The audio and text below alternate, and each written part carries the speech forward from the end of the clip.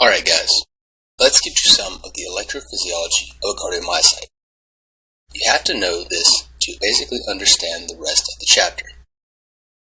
Promise that if you hang with me in this section and learn the next two slides incredibly well, the rest of the chapter, including the electrocardiogram and the antiarrhythmic pharmacology, will make so much sense. So let's go ahead and get started with phase 0. I like to start with phase 0 because it corresponds to the opening of the fast sodium channels due to the depolarization transmitted from the Purkinje fibers to the ventricular myocytes. Again, we are discussing the ventricular action potential here, so that makes a lot of sense. The slope of this phase 0 is directly proportional to the net ionic current at this stage. On a side note, this is how your class 1 antiarrhythmics work. They block these sodium channels and cause a decrease in the phase 0 slope. The depolarization caused by the influx of sodium will actually cause some transient outward potassium channels to undergo a conformational change and allow a quick outflow of potassium, which when combined with the sudden cessation of sodium influx when those fast sodium channels close their inactivation gates, will create a dip in the peak, and this is represented as our phase 1. So we moved on from phase 0. Our phase 1 is the early repolarization that is due to the sodium influx from phase 0 causing the opening of some transient outward potassium channels, which is why it's called the early repolarization phase, because we're allowing a little bit of potassium to escape from the cell. When this is combined with the decrease in sodium influx, you actually have a dip, and that is why phase 1 shows a decrease right there. This is called the ITO, and I means current, and TO means transient outward, which you probably heard during your cardiology module, but you forgot it like I did.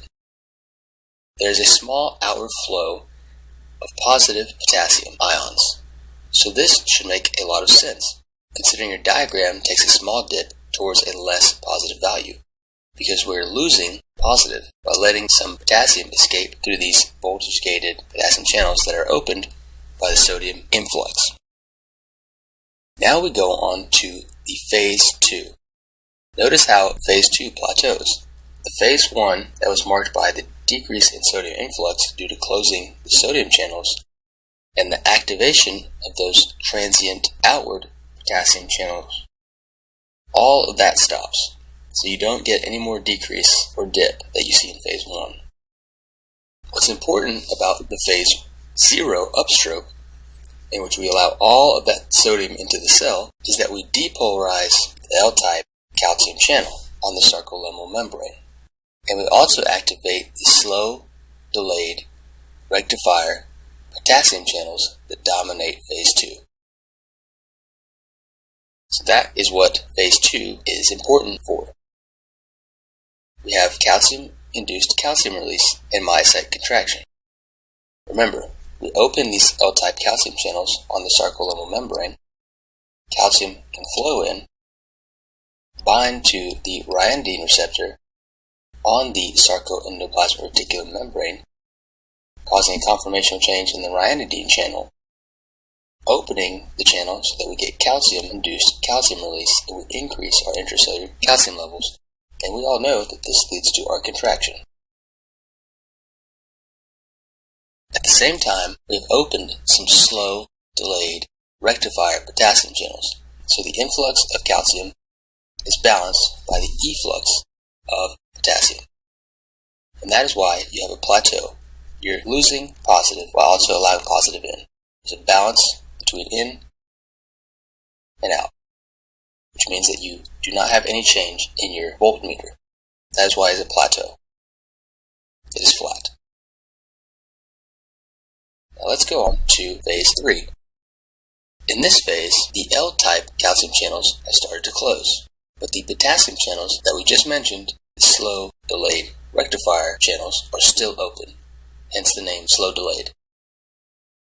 What does this do? Well, we have a net leakage of positive potassium out of the cell.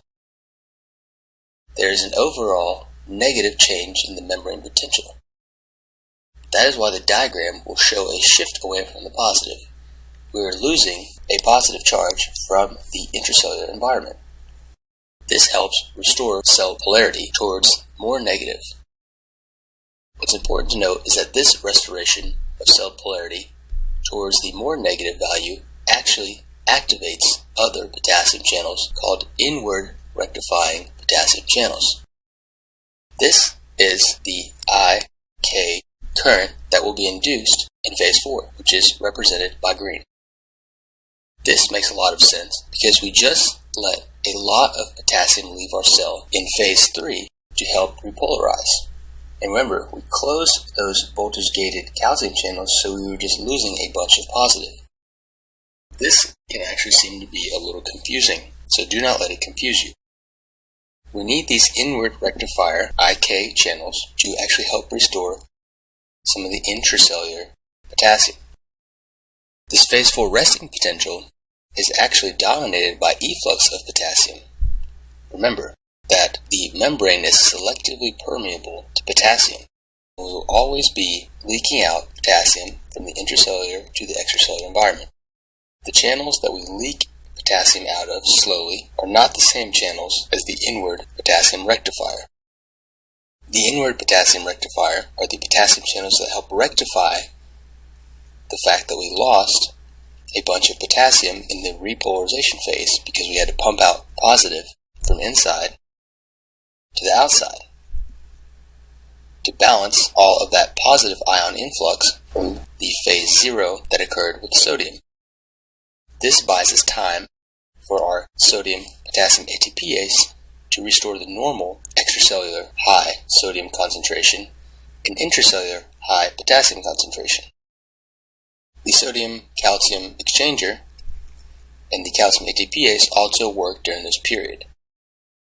These are not that important for us to know, but they're important for us to know that they exist on the sarcolemmal membrane. Let's just make sure that we completely understand these different potassium channels.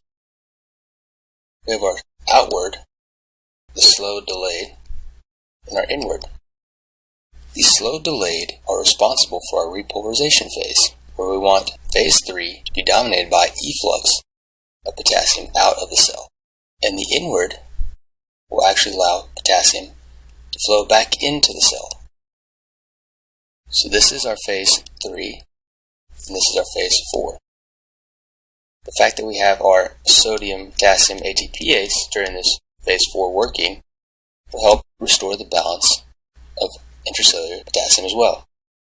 It is important to note that in phase 4, the potassium can also leak from the intracellular to the extracellular environment because the membrane is selectively permeable for potassium, which is the basis of how we can get a negative 70 to negative 90 millivolt resting transmembrane potential because we're leaking out positive. And some of this is transiently replaced by the influx of some sodium leak and calcium leak into the cell via these sodium-calcium exchanger and the calcium ATPase. They manipulate those gradients. Excellent. Did a really good job with that, you guys, so I appreciate your attention. Now, what about the effective refractory period on the slide? First of all, what does that even mean? Well, you need this effective refractory period of time to allow for the ventricle to relax and allow for diastolic filling.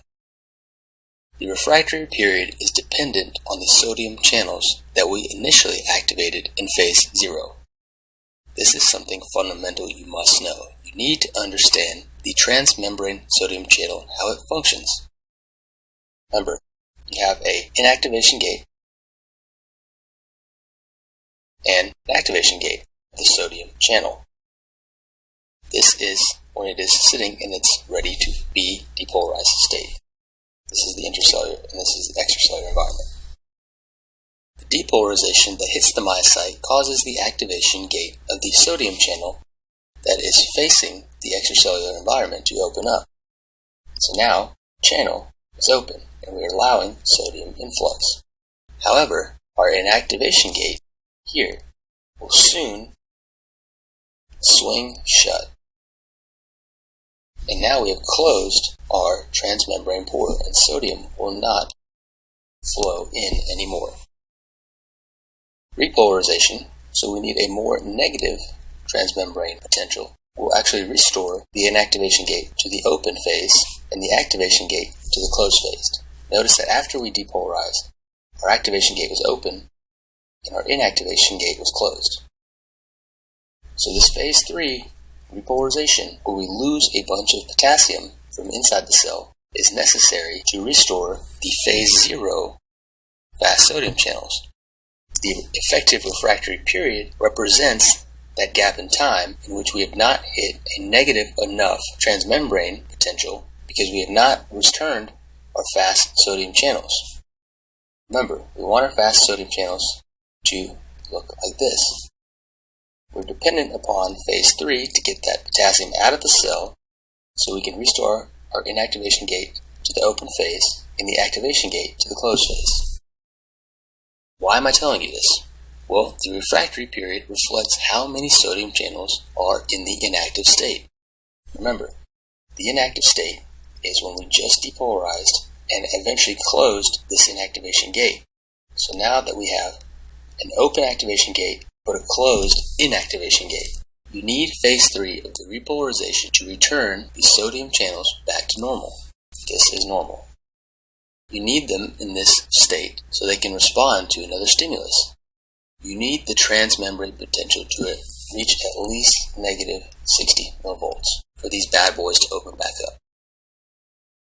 The effective refractory period on your diagram reflects a point in time when we have repolarized enough that some sodium channels have recovered from this inactive state. So what does that mean? You can trigger a localized action potential, but there are not enough sodium channels in this ready-to-fire state to continue the propagation of this electrical signal. So basically, it's like giving someone that's much bigger than you a push in the back. You might sway them a little bit, but they're not going anywhere because they're still in their effective refractory period. So there's a difference between the effective and relative refractory period.